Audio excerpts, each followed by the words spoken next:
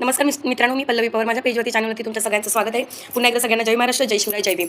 तर खूप सारे कमेंट्स गेल्या व्हिडिओला पण पडले.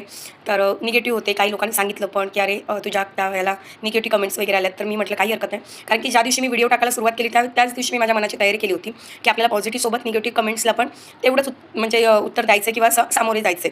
उत्तर देऊ शकत नाही, कारण की प्रत्येकाची मतं आहेत ती आणि आपण कोणाची मतं बदलू शकत नाही. सो मला सामोरे जायचं हे मला आधीच माहिती होतं. पण त्याच्यापेक्षा पण मी हॅपी ह्या गोष्टीवरती आहे की मला निगेटिव्हपेक्षा पॉझिटिव्ह मतं खूप मिळत आहेत माझ्यासोबत. सो मी त्याच्याबद्दल खरंच सगळ्यांचे थँक्यू बोलते. तर जाऊन दे, ते सगळे विषय राहणारच आहेत. सोशल मीडिया म्हटलं की हे सगळं आलंच, कारण की इथे सगळे एकाच विचारांची लोकं नसतात. तर तुमच्यापर्यंत मला एक दुसरा विषय शेअर करायचा होता. तर म्हटलं चला त्याबद्दल आपण बोलूया की आपण जे आता बोलतोय की म्हणजे मी खूप साऱ्या कमेंट्स वाचते. तर त्याच्यावरून असं एक थोडक्यात असं लक्षात आलं की सगळीजणं बोलत आहेत की हां, आता 90% मुंबई खाली होणार, यूपीवाले जाणार. तर या लोकांना कामधंदे देणारे मराठी लोकच असतात. आणि म्हणजे माझ्याकडचं एक उदाहरण आहे. म्हणजे मी कंदील पॅकिंगचा माल करते.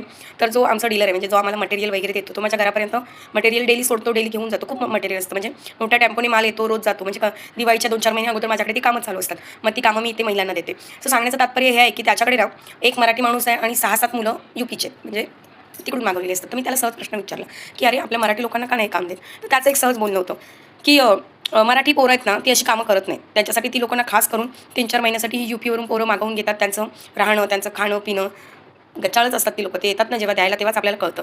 पण त्यांचं राहणं खाणं ती लोकं करतात. 4-5 महिने त्यांना खाणं देतात, पगार पाणी देतात आणि परत काम झालं, दिवाळी झाली की त्यांना यूपीला पाठवून देतात. म्हणजे ते 5-6 महिन्यासाठी इथे येतात. त्या 5-6 महिन्यामध्ये 4-5 महिन्यामध्ये आपल्या मराठी मुलांचा रोजगार ते घेऊन जातात. पण त्यांच्या बोलण्यावरून असं वाटलं, म्हणजे तो बोलला की मराठी मुलं ही कामं करत नाहीत. तर आपल्याला हा पण एक विचार केला पाहिजे की त्या लोकांना जर ती जशी कामं करतात तशी आपली मराठी मुलंही कामामध्ये पुढे आली पाहिजेत.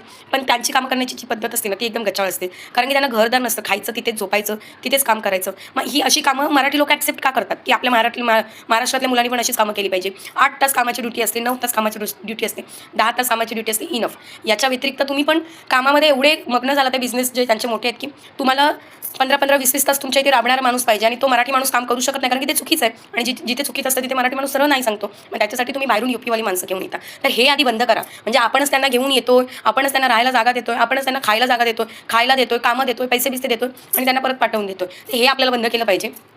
कामाचा सिस्टमॅटिक टाईम लावा, आपली पण मुलं करतील. अरे 10-12 हजारासाठी जर हाऊसकीपिंगमध्ये ती साफसफाईची कामं करू शकतात, तर असली कामं करायला हरकत नाही. पण कामाचा टायमिंग पाहिजे, योग्य त्याचा मोबदला पाहिजे मेहनतीचा. तर नक्की मराठी मुलं पण करतील आणि मराठी लोकांनीच मराठी माणसांना समजून घ्या आणि आता बंद करा. बाहेरून हे कामाला माणसं जी बोलवतात ना, बिगारी लोकं. आज बघू शकता, मी जिथं राहते ना, तिथे एका एरियामध्ये तर बिगारी लोकं, म्हणजे मराठी लोकं पण असतात त्याच्यामध्ये.